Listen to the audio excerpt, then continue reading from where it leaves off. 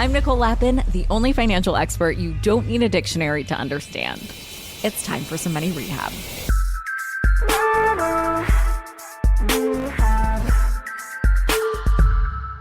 The conversation you're about to hear checks all of the boxes. Want the secret sauce to being a bigger player at your company? Check. Are you thinking about starting your own thing and want a formula to determine whether or not you can leave your job behind?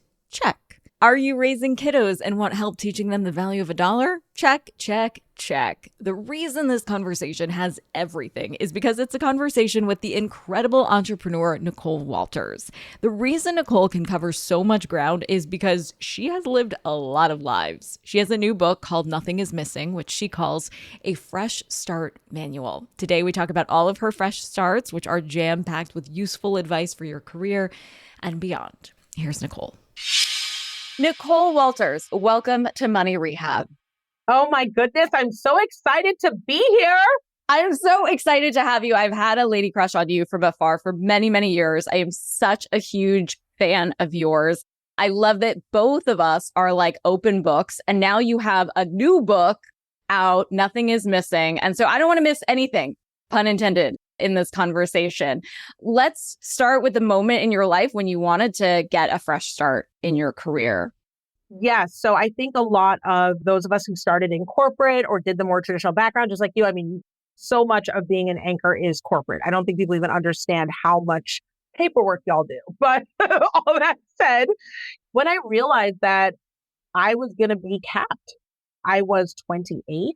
I was in my division within my company as the youngest person there. And my boss literally looked me in the face and said, yeah, you're just going to be here for a while and making money for the company and yourself. And what's interesting is I needed money. I loved the work I was doing, but I didn't feel fulfilled. And it was the first time I was faced with that question. Is my work meaningful? And is this what I want to do for the next 20 years? So I quit my job live online in front of 10,000 people. So what I saw, you streamed the call where you quit the corporate job and you were making six figures at the time. Why did you do that? So, okay, it sounds crazy, right? But I always try to tell people, and you do this too, but I built a place for me to go, right? I had already started working my own side hustle, taking private consulting clients. So it wasn't as wild as it seemed. It was still a big, bold move. But I was prepared to be my own boss. I was prepared to pay myself my own salary. I'd made sure that I understood my budget. I knew my profit and loss and my margins and my overhead. So I was really comfortable in knowing that this was just as good as taking an offer to work for another company. Just the company was mine. Talk dirty to me about those margins. Yes. I mean, that is the part that I'd love to dig into too. It's not the fun, sexy kind. Like the fun, sexy thing was, it's so interesting watching you do it live, no filter whatsoever. But what about the preparing for that moment, like the squirreling away savings? What did that look like? Yeah, so I love this because a lot of people want to hear about how did you get the confidence? How did you do something so bold? And the truth is, trust me, if you do the work that I did on the back end, you'll have it too. So one of the exercises I always tell people is I set up 3 columns. Worst case scenario, likely scenario, and best case scenario. And then I went to find the numbers that would fall into those columns. What do I need to do to replace my salary? How little do I need to make in order for me to sustain my life while still saving in case there's a rainy day? And what is the best case scenario after testing my new product if I have blockbuster projections? So once I ran all those numbers, I realized that I could survive on half my salary, which literally was I could get a job at Target and still be okay. It would be uncomfortable. There wouldn't be as many dinners out. There wouldn't be a vacation, but I could give myself a shot at building my own thing and having some good breathing room. And once I realized that I wasn't as far away from goal as possible and I was doing pretty well, I started actually working. So I started building my dream before I quit. And I saved at that point $11,000 in 1 week.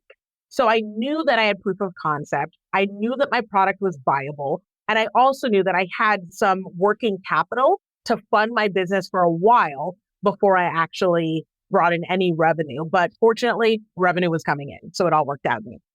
Nicole, this is so, so important. And I want to double click on it a little bit more because you'll hear all these entrepreneurial experts being like, go out, YOLO, FOMO, Just whatever. do No, it. burn your corporate bra. Like, if not now, Right. when? Right? You don't want to Right. be on your deathbed regretting it. It's like, goddamn, like, there is no shame to feeding yourself and your family and like budgeting. And unless you have a trust fund, and I certainly did not. So like, I don't didn't. hate on people that do, Right. but you have to prepare yourself. And it's so important to start doing that when you still are gainfully employed. Yes. I think that people really don't understand that part of why these companies fail in the first 5 years is because they aren't doing the thing they should be doing from day one, which is looking at your money. You need to fall in love with your numbers because these decisions aren't that hard. They aren't as emotionally tied as you think. If you are trying to figure out, well, when is the right time to quit? Well, I'll just ask them, when can you afford it?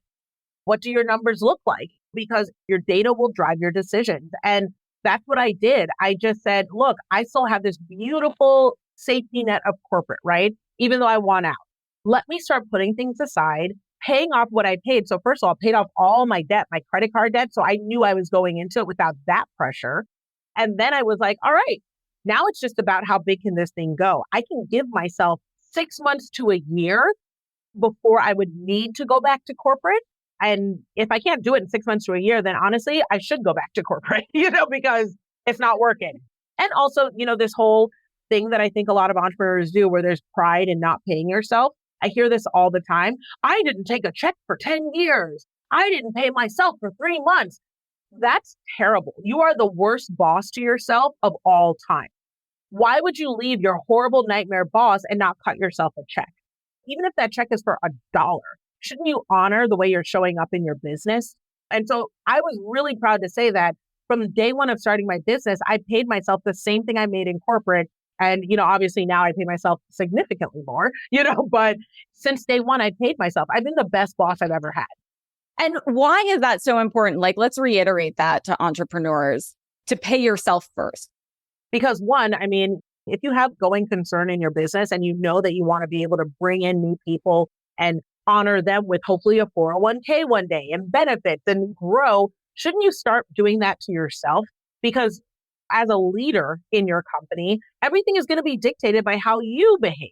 So if you can't give yourself a break, your team is going to feel like they can't either. If you can't pay yourself a proper salary, your team isn't going to think that either. So the habits that you start your business with are the habits that will sustain your business. So for me, you better believe that I went hard, but I also honored myself by paying myself a good salary and treating myself well, like vacations, homes, nice things, because I deserved it. I did the work. Yeah, you did. And what was your rubric around that vacations? Did you give yourself PTO? How many days was it? Did you create a structure? So one of the first things I did in my business on the front end was a kind of bonus driven structure. So if we hit certain monetary goals, I was allowed to bonus myself out. So I wasn't just sitting here saying, oh yeah, my business is my bank, like, oh my gosh, I had a great launch. Let me go buy that awesome bag as a reward. I said, no, I have to build up my working capital in my business to this amount. Why? Because what that means is I'll be able to hire teams. So my goal being, if I can take off every Friday, I can take off every Friday. I really had perspective around the long-term goals versus the short-term win. A lot of people live in that short money instead of the long money. And for me, I was like, no, I'm not pressed to be able to take a photo of my laptop on my knees in Bali tomorrow to show that I had a big launch. I would much rather show people that I'm at Target crying in joy while eating copious amounts of cheese in my passenger seat and watching old episodes of Friends in celebration. And then they can still see me here 7 years later in a villa in Bali that I was able to bring my whole family to, perspective. Yes. I don't know if you show these in your courses, but I'd love to see those spreadsheets that you came up with and those different scenarios. Yeah, for sure. Because they're also modifiable. I love a function and a formula, So being able to say like, okay, here's where we were, and then here's what we changed. And it makes you feel better. People freak out about entrepreneurship, and there's tons to freak out about. Making sure your consumer loves you, making sure that you're seeing your kids enough, making sure, there's tons of stuff. But realistically, the money part and those numbers, that's been done. We have the data for that. Don't let that be the thing that makes you scared in the process. You need to look at your money and face your money so that that way you can control your money the best you can. And that has helped me so much. And there's kind of this shame of like, oh, well, I'm doing it for my passion. It's like, that is a very luxurious thing to do something for. Oh, it like, sure is. let's talk about the savings that you have or the money or the not fun Gary Vee type rhetoric. You're right, right. I almost feel like people are like, oh, well, I'm not doing it for the money. It's like, well, then how the hell are you paying your rent or your bills? Yes, yes. And let's just be all the way legit. I have a policy that I've used for the past 10 years, which is I don't do free. I am allergic to free, influenza, by Felicia, free gives me itches. Like I'm not here for it, And it's crazy because people are like, so you're saying you don't do charity and you don't do this? No, I charge so I can do philanthropy. It's churches, charity, and my children. And even the church pays the plumber. So why shouldn't I charge? Understand that money is just a tool that gives me options. So if I'm the type of person who doesn't want to charge, money is so good with me that I should have a lot of it so I can do good things. People who are terrible people have tons of money and have zero problem doing bad things with it. So why shouldn't we get it if we know we're going to make big changes in the world? And what I love to see you promote is how to sell, because I think whether you're in a corporate job, whether you work for yourself, whether you have a big team, everything goes back to sales and customers. You don't have any kind of business, whether you're entrepreneur or entrepreneur, if you cannot sell that sizzle. So I would love just personally to see some magic in action. If you could, Sure. Could you pitch me your 1K one day course and then break down like why you pitch it that way? Absolutely. In a heartbeat. So I got to tell you, Nicole, I am so impressed with everything that you've built. You have built an incredible business, but what I often find is when people start building their business, they skip steps. And if you're in a position right now where you're saying to yourself, I know that there's a next level, but I'm not 100% clear around what those steps are, how to get there, and if I have all the tools I need or where to get them, I know that 1K one day can stand in that gap to give you what you need, give you the confidence to get it, and make sure that you understand how you got it so that way you can continue to soar. 1K one day is the comprehensive course solution that teaches you your financial foundations, the importance of product development, and how to execute it so you have sustainable results, not a one-hit wonder. And we do it at a reasonable price with the support that you require. Sign me up. Buy it now. So why did you frame it that way? What are those elements that people could take away to pitch their own anything, class, product? The first thing is you really do need to know your own product. That's like the no-brainer. I got to tell you, whenever I work with my clients as a consultant, one of the things that I keep running into is that they, without a doubt, have built something that they thought they were supposed to build. They don't even love their own product. It's, well, someone told me that this was the next hot thing, or this is what I felt was like kind of a good idea. If you don't love it, I can tell every minute when you're selling. If you don't really believe it can work or change lives, your sales already not going to work. So get immersed in your product, love it, have a story behind it because that's what's going to sell it. The next part is a lot of people talk about money too much, which sounds so weird to say here, but the truth is you want to talk about the value proposition. You want to make sure people understand what value, change, and transformation the product is going to bring into their life. Because at the end of the day, people are willing to spend to get the thing that they think is going to improve their life. I mean, they will figure out the money. As a mom, I faced cancer with my daughters. I faced all sorts of crazy experiences where money really gave us more options. And I would have cut off my left arm to get them whatever they need. And people feel the same way about changes in their life. So you better believe that that's a huge part of any good sale is making sure that you understand the value proposition and then obviously ask for the sale. At the end, if you don't tell them, here's where you go, here's where you buy it, and here's where to start, then what was the point of all the things I said before? Yeah, the call to action. Yep. And people value the stuff that they pay They for, do. more They than do. the stuff they get for free. I call it a commitment fee, right? I commit that I will show up and this will commit that you'll do the same. That's all it is. Hold onto your wallets. Money Rehab will be right back.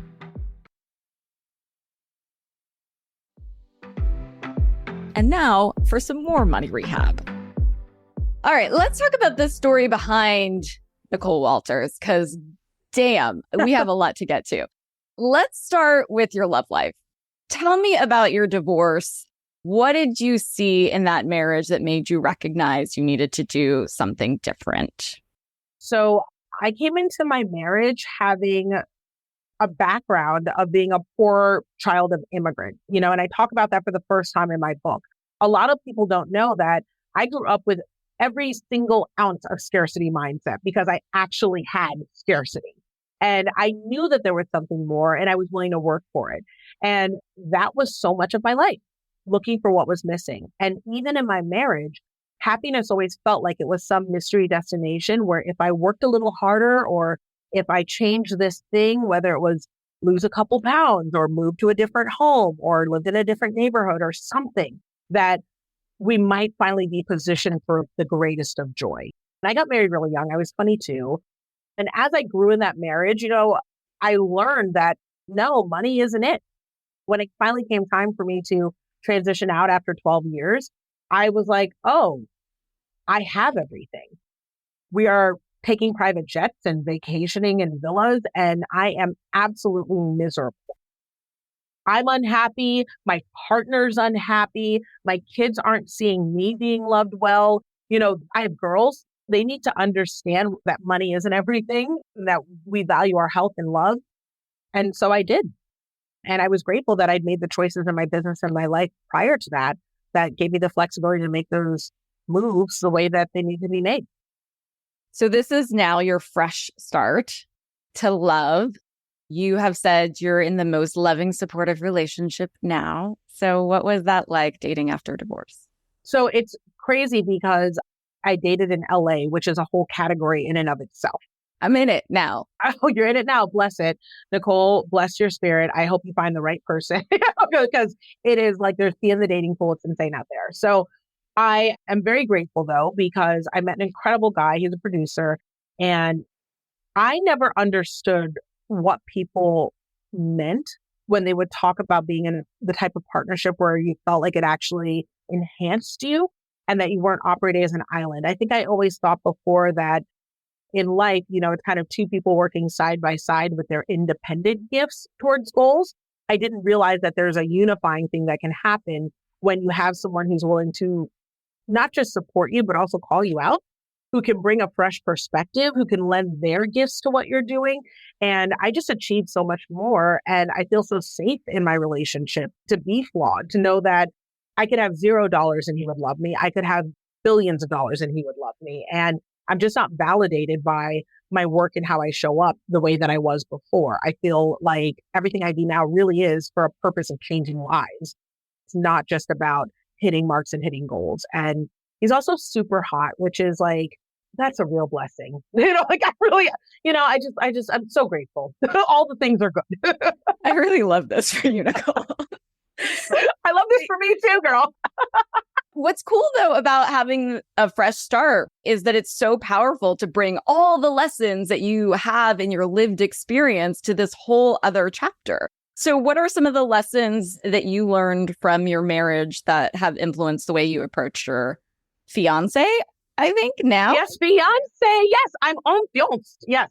I think that one of the things is that I shouldn't be afraid of fresh starts, right? I think that a lot of times starting over and, quote unquote, failure has such a negative connotation. But my goodness, if you are still standing to start over, what a blessing. And above all else, you get to bring everything you learned before. So I'm doing this relationship, this marriage, number 2, so differently. I've grown. I am more patient. I am less anxious. I'm a better partner, and I don't even know if my husband would even recognize me today, because I've come a long way and I'm really grateful for that. I attributed that to therapy, to prayer, to solid friendships, to taking the time to really do my own self-exploration to make sure I found someone that supported where I'd like to see myself. So yeah, I learned a lot and I'm applying everything I've learned. And of course, he will love you no matter what. It sounds like $1, $1 billion, or anywhere in between. But how do you feel about prenups? Oh my God, girl, prenup it down. You know what's crazy? And you want to hear something that's really funny? So I have always felt I needed a prenup, even when I was broke. And that really says something about our vision of self. And if anyone hears that and that like resonates with them as women, where you're like, oh, I may not have made all my money yet, or I feel like I'm just like full of ideas and I'm starting something, get your prenup anyway, girl, because you know what you're capable of and you know what your future looks like. You may not have all the funds yet. Get that prenup anyway, because you still deserve to protect that. You wouldn't buy a business without a contract. You wouldn't hire an employee without a contract. You wouldn't have a nanny watch your babies without a contract. It's just a contract to make sure things are easy paperwork on the back end. Save yourself legal fees, save yourself time and headache. Be a better, more attentive mother during the divorce process because everything is already figured out. Custody wise, get that prenup. It's the right thing to do. Marriage should have a contract also. Yeah, because yes, you're never going to get divorced. You're in love, la, la, la, la, la. But also, you don't want the state to decide. And that's Literally. a big reason. Like, it's a big reason. Like, I mean, you don't want your house to catch on fire, but you still get insurance. You don't think that you're going to get sick tomorrow, but you still get insurance. It makes sense. So do it. Yeah. Listen, I have not been married, but I have my prenup ready to go. All day. I'm like, he's going to sign it. The good part also is you get that prenup done while you are friends, while you are still at your peak hotness, because marriage can be a very long time. Okay. While he is looking at you saying, I want all of that, let him sign and agree. Okay, ladies. This idea, I think, is really important to reframe, especially for women, because I hear it like, oh, he's making me sign a prenup. No, I'm protecting my own things. These conversations of I have to sign this prenup because I'll only get whatever X from him. No, no, no, no, no, no, no. We have to take control. Yes, 100%. I think if you're on the other side of prenup signing, where maybe you're not the breadwinner, girl, get your own lawyer and recognize that if you can't get through the prenup process, I don't know what you think marriage is, but it is nothing but a million of those conversations coming from someone who, when you have the first kid, like, what diet are we going to have? What school are they going to go to? How are we going to raise them in terms of values and parenting? You are going to have those conversations all the time. If you can't talk about a contract, about something as clear cut as dollar amounts, it's going to come up later. A prenup will save you a lot of headache down the road. It always does. And so much goes back to money trail, as you know, especially in marriage. What advice would you give somebody who is currently in an unhappy marriage? I mean, I think what's so cool about what you and I do is that hopefully we empower women who are scared to leave abusive relationships because they're scared they can't take care of themselves or make their own money. Mm-hmm. So the first thing I would say is it's kind of an old school thing, but they call it a Lord have mercy fund, right? A Lord have mercy fund is a woman should have her own money. It should be your own money that you are allowed to have. It doesn't mean that you can't have a mutual shared account. It doesn't mean that you can't contribute to the household, but there is absolutely nothing wrong with you having things in your own name.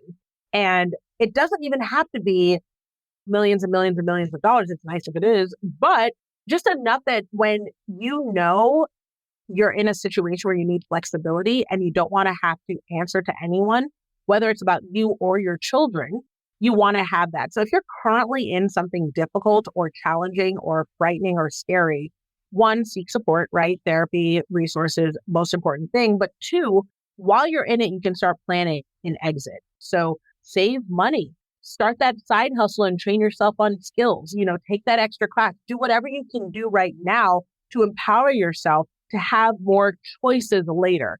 Because as much as I talk about money, like, oh, you can do this and I bought these things and all that money is as a tool so that you can get out into the world and do big things without bureaucracy, paperwork, or permission.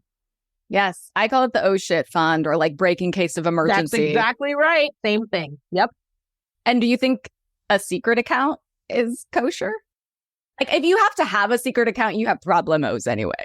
But yeah, absolutely right. Exactly. And either way, in a divorce, it isn't secret. Forensic accountants, right? Everything comes out. But I will tell you that whether or not they know about it, it's in your name. They can't do anything to you. It's your money. You use like a nationwide bank, one that has full nation distribution, like a large big bank, then just go somewhere else and access your money there, So you don't have to tell them about it. They don't need to control what's in it. You are allowed to have your own money. You are allowed to. When you give this advice, like I feel like the pain behind it, like you're giving it from life experience. It cuts deep. I mean, thank you so much for writing this memoir. It's truly incredible. Your life experience and your stories. I think we could have a whole series. In fact, I'm going to try to recruit you for our network because you should have a full series on this. Like, I can't even get into all of the amazing stories on this one episode, but I'd love to talk about you adopting your 3 girls after meeting their mom, who you saw panhandling on the street. I suppose becoming a mom to 3 daughters overnight wasn't on your bingo card for the year. Yeah, it wasn't on my bingo card. This happened 10 years ago. And I was just driving down a street and, that thing hit me where I was like, this seems really off, but I'm going to pull over and see what I can do. And they were 3, 11, and 14 at the time. And I just, got into their life and helped out where I could. I didn't have a dollar to my name at the time. And I was 28. And so after about 30 days or so, she told me she was going to be incarcerated for substance abuse issues. And so I said, okay, well, what's going to happen to the girls? And they said, well, they will end up either split up by the state or we'll figure something out. And I said, okay, well, I'll take them. I'll help. So I had the girls. And after, she came back, it was just very clear that we needed to figure something out so they could stay stable. And, and again, this ties back to money. When you have kids, it incentivizes you. It was part of what initiated I need to quit my job because I need more hours. I've got 2 kids in the next 5 years going to college and I have 0 fund for them. What am I going to do? I've got a kid going into kindergarten who needs to be in top schools. We lived in a crummy neighborhood at the time. And I was like, I have to move into a better school district. All of a sudden, within a year, I had all the pressures that parents typically have a solid 10, 15 years to figure out. I needed to solve them all today. And so it was challenging, but what was crazy was the answer was bet on yourself. I can't get 4 jobs.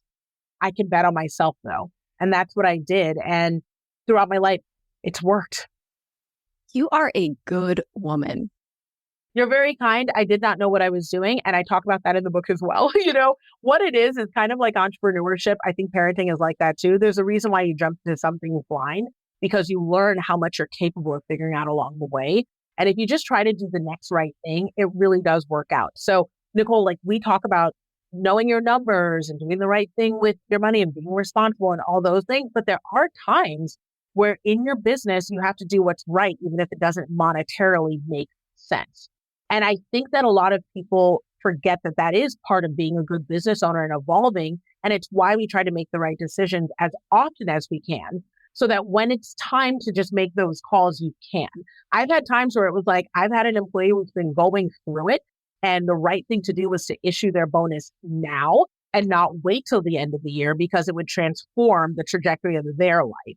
And I knew that that didn't make sense in terms of that quarter's numbers, right? But it made sense overall. And because I understood my total business, I knew I could do that safely and it was the right thing to do. So I'd like to think I'm good, but part of it is that I really have worked hard to make sure that I know what I know so I can do what's right. Well, it's an art and a science, right? Like when you're thinking about cutting somebody a business check where it doesn't make business sense, there's humanity to it as well as mathematics, right? Like both coexist. And you grew up in a household, you mentioned that money was a huge struggle like mine, also, first generation American. It sounds like, your daughters in their early life struggled, but now their household is run by a self-made millionaire. How do you think about approaching money with your daughters? Well, what's really interesting, and I hope this resonates with anyone who happens to be a mom, your kids are different. So I've got 3, and they're not my bio babes. I don't know if it's different when you raise them all at the same time, but their approach to money, despite having me as a mom, a lot of that is fully formed, I think, very early on. And I think it really resonates. I'm sure there's studies about that, but my 24-year-old relationship with money is that I don't know if I'll ever have it. Scarcity runs my life. I have tons of fear. And I got her at 14. She understands the struggle she lived in very early on. She's more of a hustler.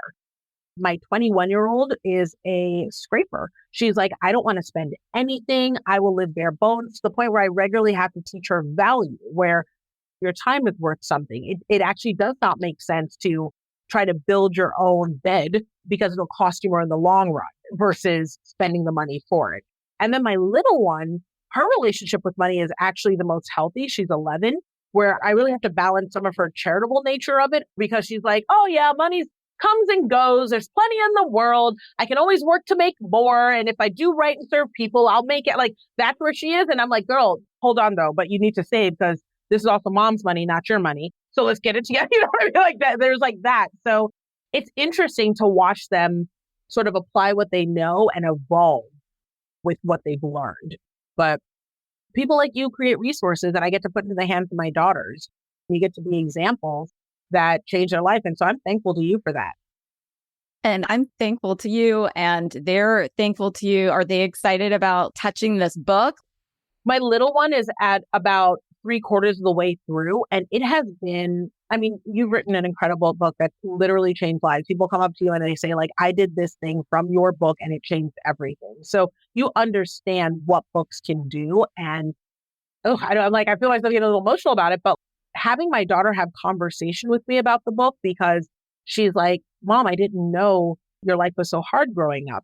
It's a lot like ours was, because she doesn't remember that. She was 3 when I got her. And I was like, yeah.